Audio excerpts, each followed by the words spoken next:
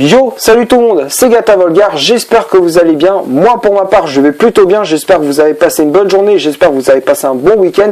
Aujourd'hui on se retrouve pour une nouvelle vidéo, donc on se retrouve pour le débrief du match PSG Stade Rennais, match qui comptait pour la 22e journée de Ligue 1 Conforama. Score final 4-1 pour les Parisiens. Les buteurs dans ce match ont été Edinson Cavani à la 7e minute de jeu, Di Maria à la 60e, 66e but d'Mbappé et la 71e but de Cavani. Donc entre temps il y a aussi le but d'Mbanyang pour les Rennais à la 28e minute de jeu. Donc à la mi-temps il y avait un but partout et en seconde période on a mis le pied sur l'accélérateur à partir de la 60e et on a déroulé notre jeu. Et Rennes était un petit peu un petit peu à la ramasse en seconde période. Voilà. Donc que dire de ce match? Donc pendant les 90 minutes, enfin je vais plutôt parler des 45 dernières minutes, enfin et la seconde période quoi, parce que les 45 premières minutes, il n'y a pas grand chose à se mettre sous la dent, mis à part que Cavani a marqué sur une belle passe signée Presnel Kimpembe qui fait son retour dans le 11 de départ suite à une longue absence, une blessure, donc du coup ce qu'il a écarté des terrains pendant un petit moment et du coup il est de retour dans le 11 de Tuchel. Ensuite, donc le but de Cavani à la 7e minute de jeu. Après, il y a eu le but d'Mbanyang sur un bon centre d'Amarit, j'allais dire Ismaïla Sarr, mais c'est Amari Traoré qui a fait un bon centre.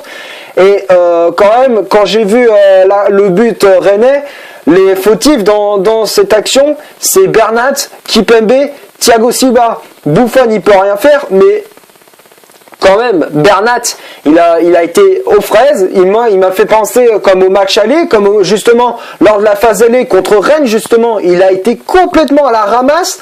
Et là, pareil, on retrouve le Bernat du début de saison, quoi. Et je suis dégoûté parce que il est monté en puissance. Et là, d'un coup, on le retrouve nul, quoi. On retrouve son niveau de nullité, quoi.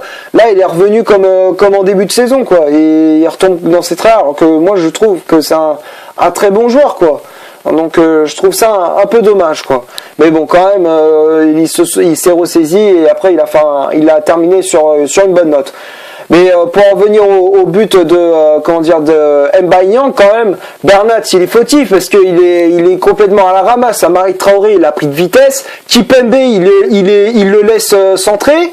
Tout comme Bernat, il était aux fraises, du coup Kimpembe il est obligé de défendre, mais le problème c'est que Kimpembe il est arrivé trop tard, donc du coup le centre a été fait, et Thiago Silva il était fautif parce qu'il s'est fait bouffer par Mbanyang, donc du coup il a voulu intervenir, mais malheureusement il s'est fait bouffer, il a été pris de vitesse également par Mbanyang, voilà, donc dès le départ de l'action, on sentait que c'était mort, voilà, donc il n'y a pas que dire de plus, et en plus le pire c'est que ce dernier Mbanyang il a fait une grosse faute sur Thilo Kehrer, et là je pousse un coup de gueule par rapport à l'arbitrage parce que là c'est pas possible. Là il y a même quand il y a la VAR, il y a des soucis, quoi, et je trouve ça dommage parce que pourtant la VAR c'est une bonne idée, mais le problème c'est que les arbitres ils l'utilisent pas souvent, et le problème c'est que soit ils l'utilisent pour quelconque raison, enfin des trucs mais qui servent strictement à rien, ou alors il l'utilise rarement, enfin il l'utilise pas du tout, c'est quand il y a des actions importantes. Genre par exemple quand il y a un penalty, mais il y a vraiment penalty, le mec il casse la jambe au mec, là on dit rien, comme par hasard, non là la VAR elle n'existe pas. Et dès que c'est par exemple une altercation, un truc genre le mec il lui a tiré les cheveux et tout, là comme par hasard on fait appel à la VAR pour qu'on mette des cartons carton jaune, carton rouge, bref on s'en fout. Mais quand même c'est n'importe quoi parce que là Thilo Kehrer, il se fait quand même massacrer la jambe, le mec il se fait découper par Mbanyang. Là, normalement, c'est carton rouge. L'arbitre, non, il appelle la VAR et tout. Non, je sors pas de carton et tout. Je suis désolé, mec. Normalement, quand tu vois une action comme ça, tu sors le carton rouge. T'es pas aveugle, mec. À moins que tu t'appelles Gilbert Montagnier, mais bon, mec, normalement, t'as un carton rouge. Normalement, tu sors le rouge direct, parce que là, c'est une action flagrant délit. Mais normalement, ça aurait dû être un carton rouge direct. Et en plus, Thilo Kehrer, il a bien mangé sur cette action, quoi. Mais heureusement qu'il s'est relevé, parce que sinon, moi perso, à sa place, je dis, il faut me remplacer, parce que là, il est quand même solide, le bonhomme, hein, pour recevoir un tacle pareil.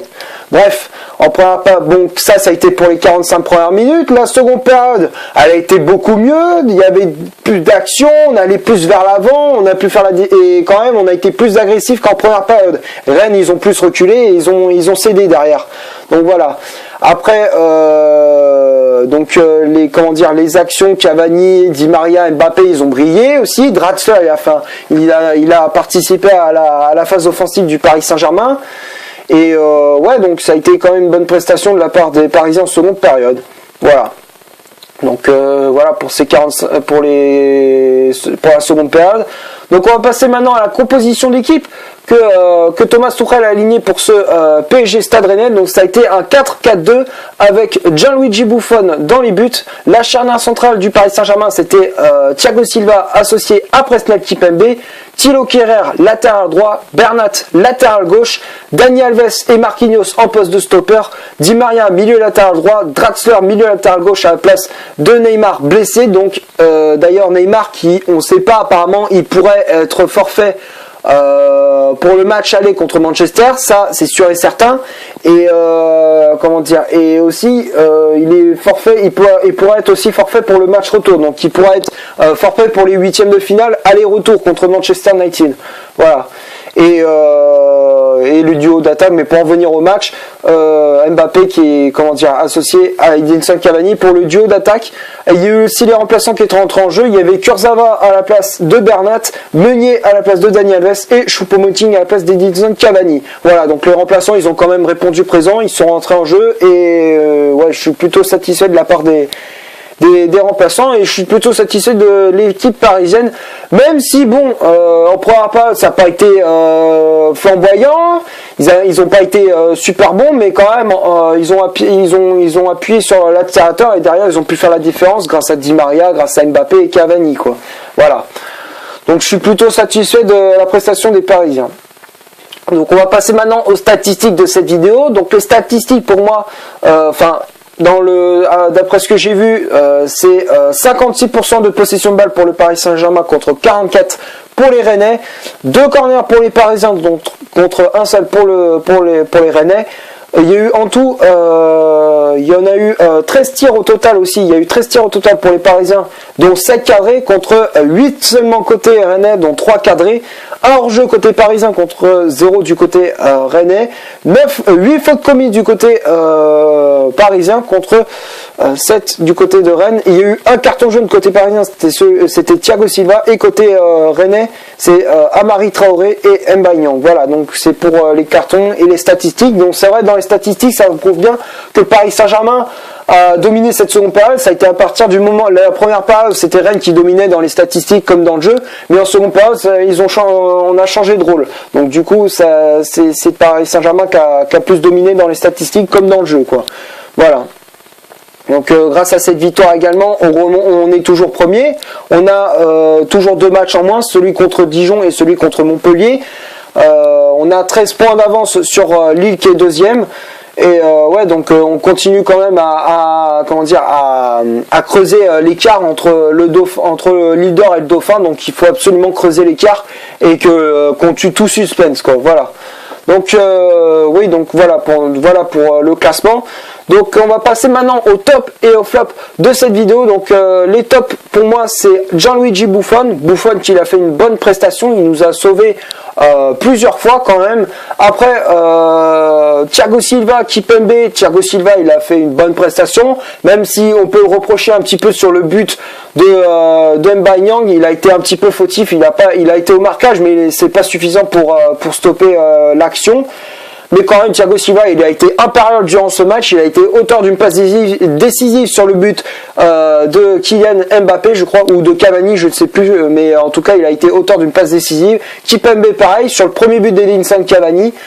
Donc pour l'instant, il y a des tops. Bernat, il a quand même été correct, même si en première période, il a été un petit peu à la ramasse. Mais bon, quand même, ça passe. Donc il s'est rattrapé en seconde période. Donc je suis plutôt satisfait de la prestation de Bernat. Kehrer, pareil, franchement, il a fait une bonne prestation également. Dani Alves et Marquinhos, Bon, franchement, c'est du solide. Ils ont fait une bonne prestation. Di Maria, pareil, il a ébloui l'équipe de Rennes. Franchement, il a comment dire, il a été décisif. Tout comme Julian Draxler. Franchement, ils ont fait un super match. Et le duo d'attaque Mbappé-Cavani, il a fait vraiment très mal. Et franchement, je suis plutôt satisfait parce que au moins, on fait quand il n'y a pas Neymar, on peut compter sur Di Maria ou alors on peut compter aussi sur Cavani qui est décisif, quoi. Et les remplaçants, je les mets tous les trois dans le top. Donc Kurzawa qui a fait une bonne entrée, il y a aussi Meunier et Choupo-Moting qui ont fait une bonne entrée. Donc ouais, je suis plutôt satisfait de la prestation des Parisiens. Voilà, donc c'est tout ce que j'avais à dire. Merci d'avoir regardé cette vidéo. Comme d'hab, si ça t'a plu, tu laisses un énorme like. Tu cliques ici pour t'abonner pour rien rater de mes vidéos. Tu cliques ici pour en voir une autre si tu le souhaites. Et moi, je te dis à la prochaine pour une prochaine vidéo. Ciao!